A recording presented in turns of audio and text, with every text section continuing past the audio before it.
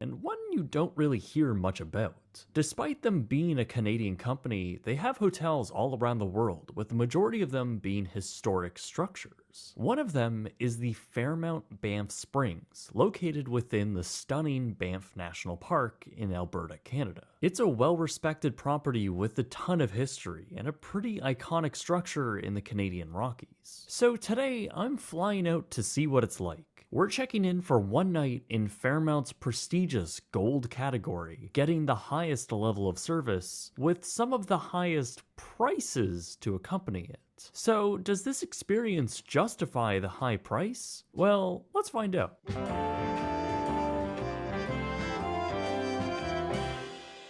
This video has been made possible by NordVPN. Go to nordvpn.com/brightsuntravels to get huge savings on a 2-year plan, plus an additional gift. So, I've had a pretty rocky relationship with Fairmount in the past. My most recent stay at one was in 2018 at the Chateau Laurier in Ottawa. I paid somewhere in the high $300 range for a standard room that charged you extra to use the in-room refrigerator, made me miss my flight from their valet service taking much longer than expected, and charged an offensive $9 for an Esca bottle of water. So you can say that Fairmount hasn't exactly been my top choice for stays since. With that said, I've always known about the Fairmount Banff Springs and the Lake Louise hotels. They're stunning properties with over 100 years of rich history. They're also located in Banff, one of the most breathtaking national parks in North America. My good friend and producer John has been harassing me over the past 3 years to go check it out. So I finally caved and booked a flight to do just that.